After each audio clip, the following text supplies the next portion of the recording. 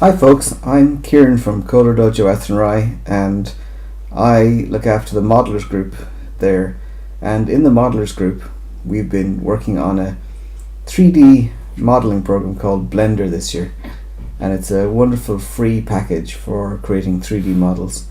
And I've been putting videos up most of the year showing what we've been doing in the room on a Saturday, and the one thing I never covered with videos was right at the very start of the year, when I was showing the real basics of getting to know Blender. So I thought what I would do was make an introductory video for Blender, for the real basics, just to be able to put up both for those who are in the modelers group and want to do a bit of revision, and for those who maybe are stuck at home now at the moment and would like to turn their hand to a little bit of Blender and don't know how to get started. So this video might help you just pick it up, and it might give you enough background to go from here to look at some of the other videos that we've put up before. So here in the background is Blender's what they call default scene. So this area here is the 3D viewport, that's what it's known as. And when you start Blender first, you automatically get a scene with three things in it. You get the default cube here in the middle. Notice I'm just left clicking there to highlight it, to select it, and things that are selected are ringed in orange in Blender, so you can tell. So it automatically puts this default cube in. It automatically puts in a camera. This is a camera over here, and a light. This is a light over here, and you can also see them listed over here on the right hand side in the organizer, scene organizer. So one of the first things, and you can select them over there as well, of course, just in the same way. So one of the first things you need to know is how to get around, how to basically move to different parts of the scene and view it from different angles. And to do that, you're going to need ideally a scroll wheel mouse. So if you don't have one already, pause the video and go and find one and plug it into your laptop. It is possible in theory to work Blender with the trackpad. Some trackpads work better than others. I have lucky enough to have an Apple Mac, and the trackpad on that works very well with Blender, but I've tried it with some PC trackpads and they don't all work all that great. So I'm going to be given my instructions based off of a mouse, and I would recommend to you too that you use the mouse. I'm also just going to turn on an extra thing here called Screencast Keys, so hopefully when I type or click, you'll see what I've clicked coming up above me there on the screen, so that might just help you follow along with what I've been doing. So again, I'm just going to left click to select the cube there in the middle. So when I hold down the middle mouse button, or in other words click down on the scroll wheel, push down on the scroll wheel till it clicks and hold it down, and then move the mouse around, you'll see that I orbit around like that. I rotate about. So that's one way of kind of changing the angle on what you're looking at. Okay, so that's orbiting. If I turn the scroll wheel back and forward, you'll see that I zoom in and out. So that's another way. So that's orbit and zoom. And then finally, if I hold shift key down and then again click the middle mouse button and now move, instead of orbiting about, it pans, it slides around. So that's the third way of moving about and changing your view of the screen. And with a combination of all of those, you can get to wherever you need to be in the scene, look at whatever you need to be able to look at. So wouldn't hurt if you take a second and just pause the video maybe and just practice that a little bit. Just move around the scene and get comfortable with it. If you get very lost, let me just simulate that for a minute, and I just maybe just turn, move, and then I can't see anything anymore and I've lost and I don't know where okay, it's over there, but let's say I can't even see, I don't know where it is. If you have the object selected over here, you can always go to View and Frame Selected, just to have it jump back to the selected object, or alternatively Frame All, so that it just puts everything into view. So if you get very lost, View, Frame Selected, or Frame All will help you get back to something that you recognize. So now that we've kind of talked about how you can do the basics of kind of moving your view around, how do you move an object in Blender? How do you scale an object in Blender? How do you rotate an object in Blender? Those are the three sort of main operations that, or we call them sometimes transformations, that you might want to do to an object. So there are tools along the side here that you can select. There's one for move, one for rotate, one for scale, and you can certainly use those, but what I found was that when we were in a group together in a room, and I tend to use this, and then I know the keys to press to do move or rotate or zoom or scale, excuse me, not zoom, that, you know, if people had one of those other tools selected, maybe sometimes what happened when they were trying to copy what I was saying, you know, wouldn't work out the same for them. So I tend just to stay on this select tool, and I do everything by pushing the appropriate key for the operation that I want to perform. So the first one is move, and the key for move is G, and people think of it as either go is one word, G for go, to move, or G for grab, and another one is people think of it as for grab. I think probably Blender came from Germany originally, so it's probably something in German, which I'm not going to try and guess at. But if I just hit the G key now and then start moving the mouse, you can see that the box just follows around with me, moves about. Now, at any stage, I can either click with the left mouse button to confirm that that's yes where I want to put it, or I can cancel an operation by pressing the right mouse button. So in this case, I'm just going to cancel. In most operations, when you're in the middle of them, you can cancel them with the right mouse button. So again, so one of the things about when I was moving there was, because the camera's off at a bit of at an angle, kind of down onto the world here, it's hard really to tell where the cube was. Was it moving away from us a bit? Was it moving towards us a bit? Was it above this kind of ground plane here that's represented by the grid, or was it below? Quite hard to tell. So when we're moving stuff, it's very handy a lot of the time to come into it, one of the standard views. Often kind of talk about front view, looking from the front, side view, looking from the side, or top view, looking straight down. It's handy to go into one of those standard views so that when we move, we have a better idea of where things are. You can use the numeric keypad if you have one on a full-size keyboard, but in this new version of Blender, they've got this very handy, what they call gizmo up here, for snapping into the standard views. So if I hit X here, this red axis is the X axis, this one's the Y axis, and vertically would be the Z axis. If I want to look in along that red axis, in from the front, all I have to do is click on X there, and it'll just snap right into that front view. Similarly, if I click on Y, it'll flip over to the side. Click again on the red, it'll go to the kind of back, then the other side, or I can click on the top or bottom views, and it'll just flip about. So at any stage, it's hard to tell now a little bit because that cube is even on all sides, so it's hard to know. But if that was a more irregular shaped object, it would be more obvious what was going on there. So that's one way you can pick those standard views. And when you're in that view, let's say I just go to this front view and then I hit G, it's only going to move up or sideways. It's not going to move front to back. It's never going to move along the x-axis when I'm in this view. So that means I have much better idea of where I'm positioning it. See, it hadn't moved that way at all. But it has moved up and it has moved sideways. I'm going to just undo that move now with a Control Z. That's undo, and that's a very handy one to have under your belt. You can also find undo up here on the edit menu if you can't remember the Control Z. But if ever something goes wrong in Blender, it's usually a good idea just to remember Control Z back to somewhere that things were behaving the way you wanted them to, and you'll have a good idea then of what's going on. So that's G for move, G for go. Scale then is S. If I hit S and then move the mouse, you'll see I can actually adjust the scale of something like that. Alright, so that's very straightforward. Again, I'm just going to right click to cancel.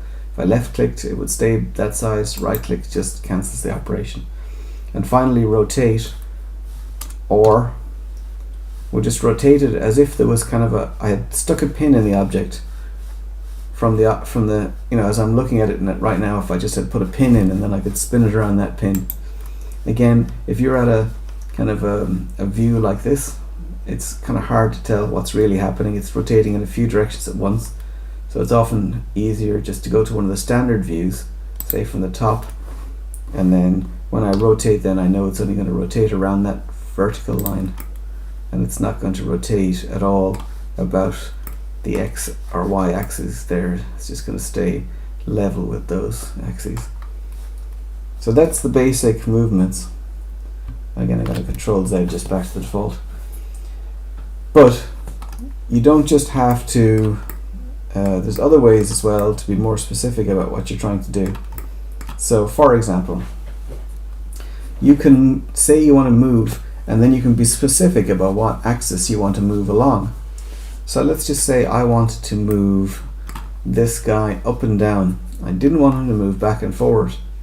I could snap into a front or side view, but even then I might drag it a little bit off front to, off to the side. But if I just say I definitely just want to move this up and down, I could hit G followed by the axis that I want to move it along, in this case Z, and I know that doesn't show up on the screencast keys, but I have pressed a Z there. So G followed by Z, and you can see the Z axis has shown up now for the first time. And now when I move the mouse, it only slides along the Z axis. No matter what I do, it won't go side to side there at all.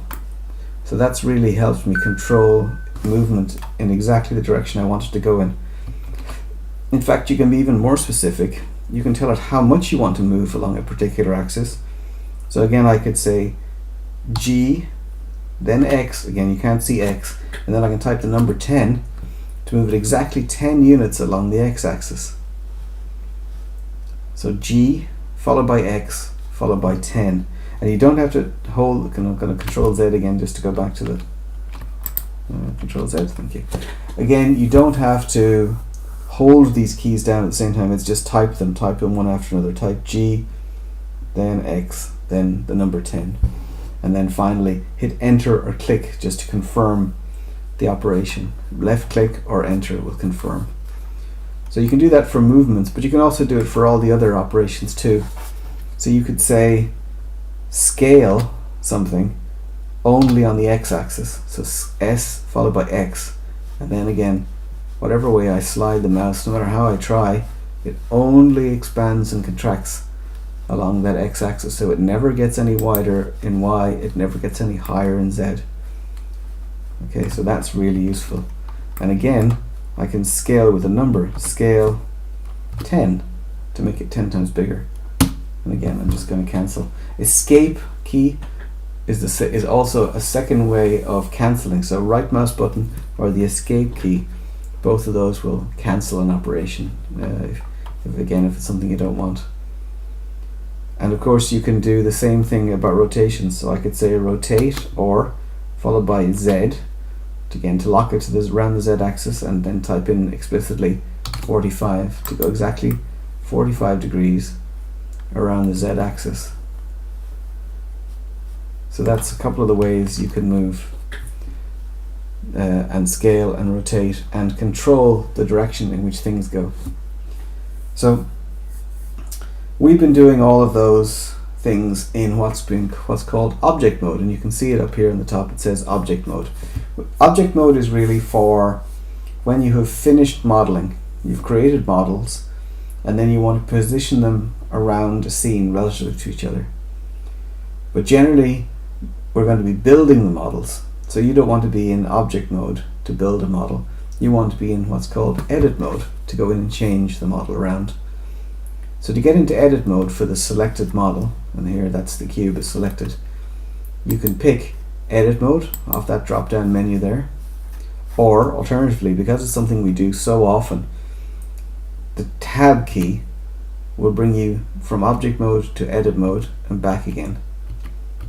So that's a handy one to know, tab. Okay, so now we're in edit mode, and we can start to look at what makes up a 3D model. A 3D model is made of three distinct things. One is vertexes. Vertexes are just points in space, and you can see around the cube here, each of those corners is a vertex. And so we have, around this cube, we have 4 vertices on the bottom, 4 vertices on the top, 8 vertices in total. Actually, on the screen down here it shows you 8 vertices, verts 8. Between every pair of vertices around the side we get an edge. So an edge is something that joins two vertices. And again we have 12 edges here. 4 around the top, 4 around the bottom, and then another 4 up and down the sides. And then we have faces. That's the actual flat sides. And faces are made up of a space bounded by 3 or more edges. If it's got 3 edges, it's called a triangle or a tri. Or if it's got 4 edges, like all of these do, they're called quads. And Blender tends to prefer you working with faces that have 4 sides, 4 quads. You can get faces that have more than 4 sides, and those are generally known as n-gons. And n-gons are something that you usually want to avoid a bit in 3D modeling, because you can get some funny looking effects when the computer tries to draw them. But really it's not something we have to worry about too much, just to have heard the term right now. So Blender lets you work with and manipulate individual vertices, or you can work with edges, or you can work with faces, depending on what you're trying to do. At the moment everything is selected around here, so there's a couple of ways to deselect everything, but one of the simplest is just to click away just in the empty space over here, and it will just unselect all of those vertices. To select an individual vertex, just click on it like that, left mouse button. To select a few at the same time, there's a couple of ways to do it. You can shift and click on a few of them like that, or you can just hold the mouse button down and drag and do a box selection. Now you'll notice one thing: if I just box select over the whole thing here, it looks like everything's selected, but it's not, because if I turn the cube around, you can see that back there, which couldn't be seen, it's just one vertex actually, that wasn't selected because Blender couldn't see it, it was hidden around the back. So sometimes, okay, in this case it would be easy for me just to shift and click on that. Shift and click again will unselect it. But sometimes if you've got a much more complex model, sometimes you want to work as if you could see through stuff, and so you can switch on an X-ray mode up here.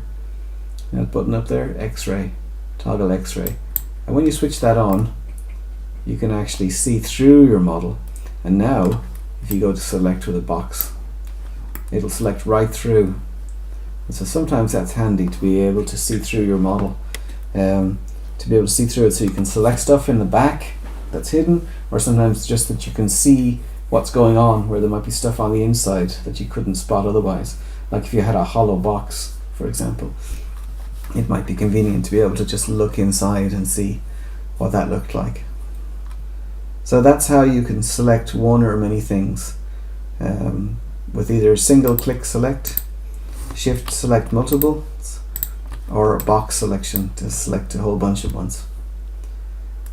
And again, clicking off to the side will just clear the selection. So that was selecting, we were selecting vertices there, but if it was that we wanted to select a couple of edges instead, you can switch to edge select mode. So these buttons are vertex mode, edge mode, and face mode respectively. So in edge mode now, the little dots for the vertices vanish, and when I click, you see that it selects whole edges instead. So sometimes that's handy. If it's the whole edge you want to move and not just one vertex, you can work with vertices. And again, no differently, I can shift select to select a whole bunch of them. I can draw a box to select a bunch of them together, exactly the same. And the last one finally is faces. And you can see when it draws the faces, it actually puts that kind of dot in the middle of the face just to help you. It's just to help you to know where to. If you click close to that dot, even when you can see an X-ray, really I'm clicking, when I click on that face of the, that's a face that's behind this one here, but because I click close to the dot, it knows I mean that one at the back and not the one in front of it. So I don't know if that makes sense, but that's what's going on there. It's just those little dots are just to help, so that you can, if you click close to the dot, it knows exactly which one you mean, and those dots are at the center of the faces. So now that we've shown kind of how to select stuff, how do we move things around? How do we start shaping things? Well, you can do all of the operations we talked about for the object at the object level. You can do all of those manipulations here. You can move and scale and rotate things here. So let's just try that for a second. Let's do G to move and Y just to move only on the Y-axis there. So you can see there we're just pulling that face and it's moving along the Y-axis. It won't move up, it won't move up, back and forward along the X-axis. It's going to stick along that.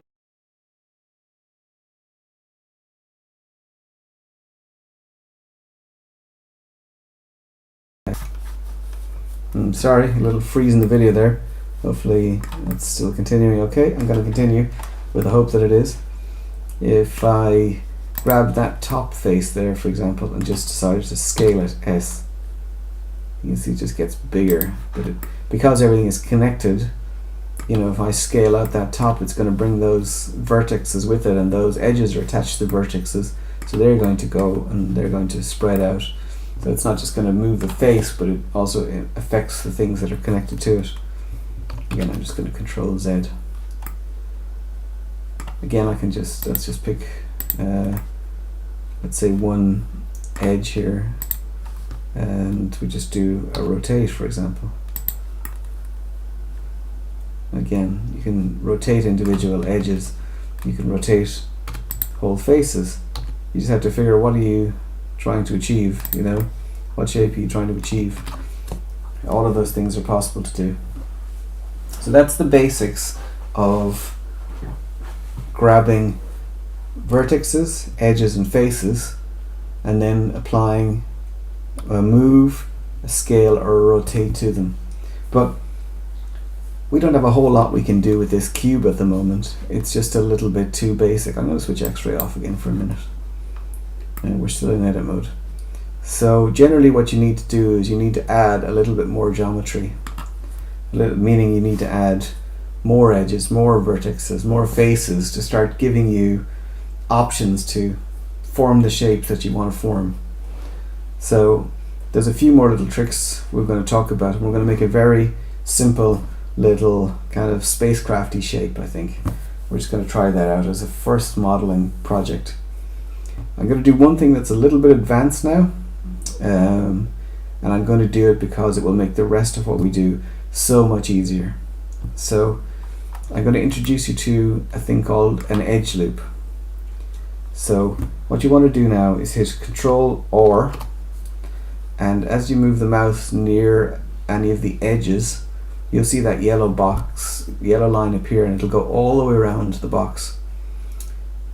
That is a loop, and it's a new loop cut that will cut in around our object. So I want to put it here so that it's along the green line there, and it's cutting around over the top of the box and down the other side. So when it's where you want it to be, just left click to confirm it. And then it's going to want to move with the mouse as you move the mouse, and you don't want to move it, you want to leave it in the center. So to leave it just in the center, just hit the right mouse button and it'll just stay right in the center. So now we've put a new edge in that goes all the way around our box, and it's split the box in perfectly in half, left and right.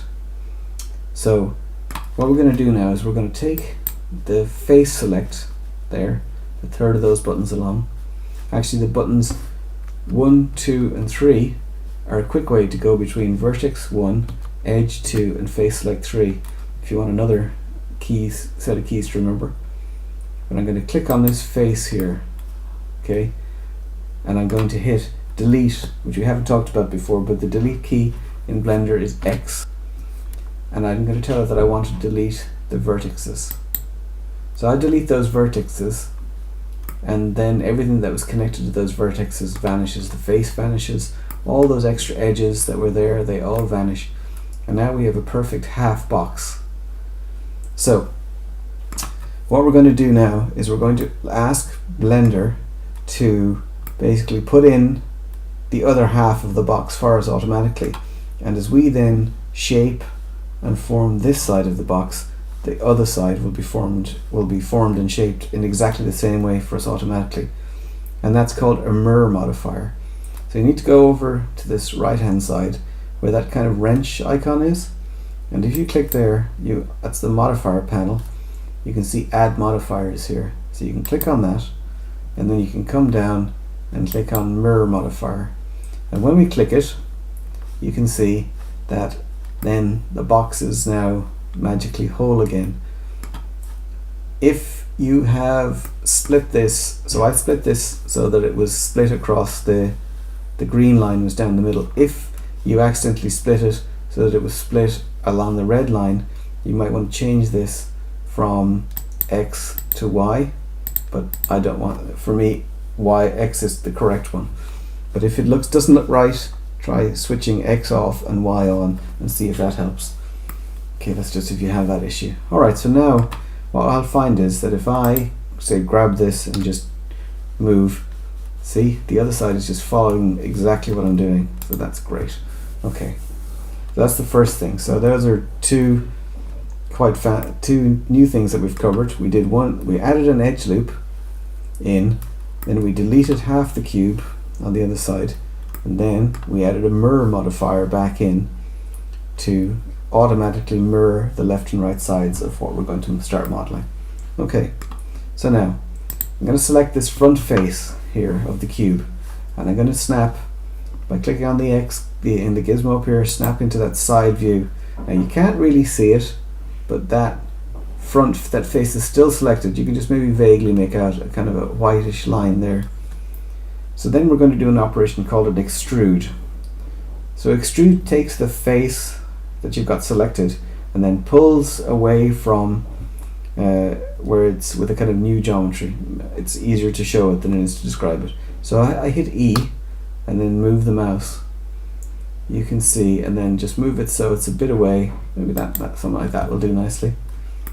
You can see now that it's taken a face and it's moved it, it's put new faces in there between. So that looks really nice.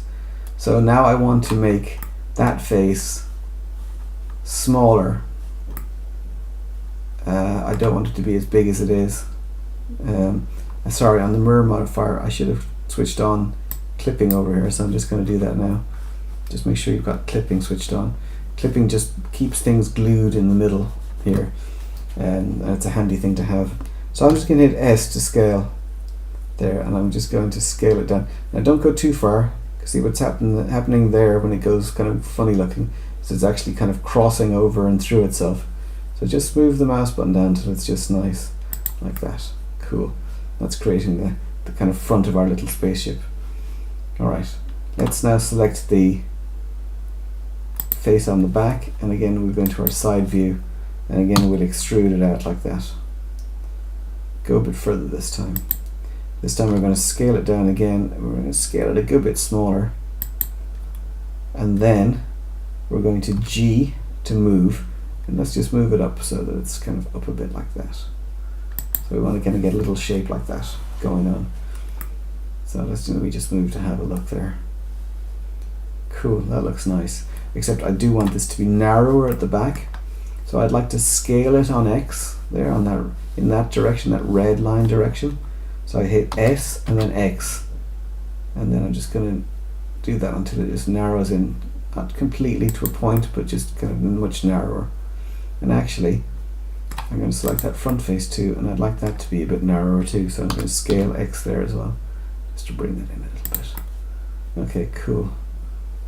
Alright, now I'm looking at everything and I'm just thinking, is it a bit squat at the moment? Maybe I'd like to just lengthen it out a bit. So I've still got that front face selected, so I'm just going to say G and then Y, just to move it along Y, and I'm just going to pull that a little bit further out.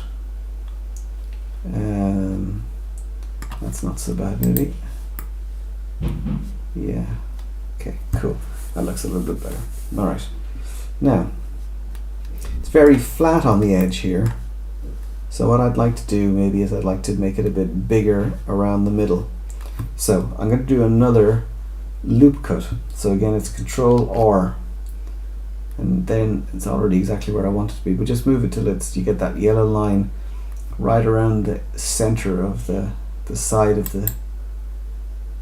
the spaceship, and just left click to confirm and then right click just to leave it where it is. Now, and all we need to do is just to make that kind of push out a little bit, is we can just hit Scale S and then just pull it until it's come out a little bit. That looks pretty nice on the front and back. It's maybe not as far out as I'd like on the side. So again, we'll just make sure we're in edge select mode, and I'm just going to select that one on the door, and I'm going to G and X to move it along X and pull it a little bit further out. Yeah, there we go. That looks cool, I think. Alright, neat. Now, I think I'd like some kind of a little box on the top up here. So I might hit, let me see, there's a couple of ways we could do this. Let's go to face select mode and select that top edge. And then I'm going to do I for an inset. It's the first time we've done an inset. Yeah, so I just hit a key there, now I'll explain it. So inset takes the face that you've got and creates another face inside it of the similar kind of proportions, and then other faces to join it. So that's looking really good, except I don't want it to be, I want it to join along be on the edge there. So if I hit the B key now, when that happens, B, that's for boundary. You can see it'll stick to that edge instead of floating into the middle. So if it looks like that, hit the B key so that it's into the middle like that, and that looks pretty nice to me. Okay, so that's the sort of thing. So we've got that little inset now. We've got that extra little face inset there. So now I want to extrude that face up a bit. So I'm just going to go E, and we're just going to pull that up. That looks really cool. And then maybe it's just a little bit too blocky, so S, X to scale in, and X a little bit. Maybe S, Y to scale back, and Y a little bit too, just to make a slightly better shape out of it. Okay, cool. Now, I'd like to put a little wing coming out the side here. So what I'm going to do, let's have another loop cut that goes around here. So let's do Control R again. And it's in the right place. It's not, and then this time we are going to move it up a bit until it's quite close to the other one. And then once it's where we want, just left click to confirm. So we've got this nice, going to face select mode, we've got this nice face here that we can use to form a wing. So let's extrude again, E, and let's pull that wing out. And you can see because of the mirror, it's doing it on both sides. So that looks pretty good, except obviously now we'd like to shape it a bit more.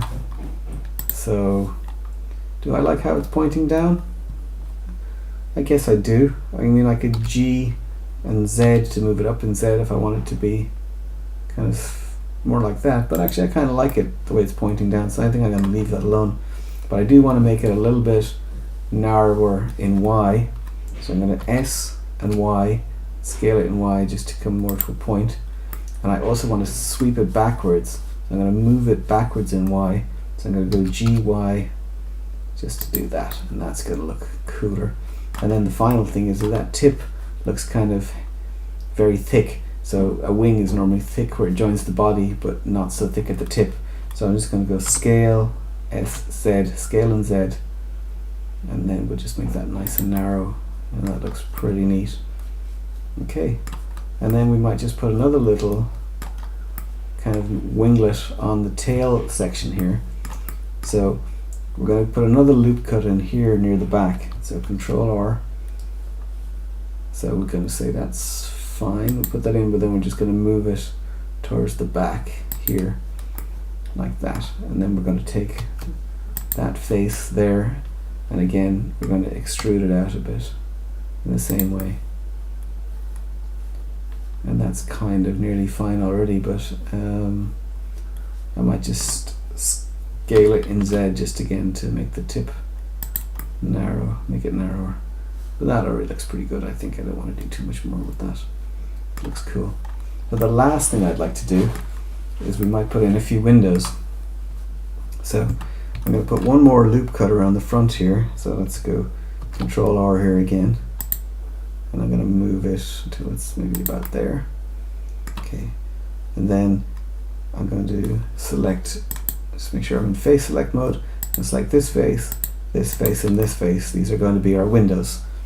So I want to inset those, and I don't want to, now at the moment they're insetting all together, so I don't want to inset them all together. I want to inset them individually. So I hit the I key for individual, and then they'll each kind of go in on their own, even though they've got them all selected together. That looks cool. And then the final thing we're going to do is do Alt E and say Extrude Faces along normals, and then we're just going to move it so that those windows just go in a little bit like that. And there is our little basic spaceship. Okay, so you've learned quite a lot of techniques. If you've managed to follow along that, I'm just going to hit Tab again to come back out of edit mode and into object mode. So hopefully, I say, you managed to follow all that. You've learned about moving, scaling, rotating. You've learned about using extra keys to specify that you only want to move or scale or rotate around a specific axis. You've learned about putting loop cuts in. You've learned about adding a mirror modifier. You learned about extrusion and insets. And you can see with all of those, you can actually model most anything if you have enough time and patience to do it. With another one of these, it might be nice to show you how to put colors on, basic colors on this. I'm just going to do one last thing before I go, which is just to switch the viewport shade to here from the normal solid viewport shading to rendered, which will just put some nicer looking shadows on it. That looks a bit cooler. There we go. It's a little bit more obvious where the windows are. Okay, so that looks nice. Okay, so that's that. I hope that was good and useful. If people enjoy that, I might be able to do a few more, or even take this one a little bit further.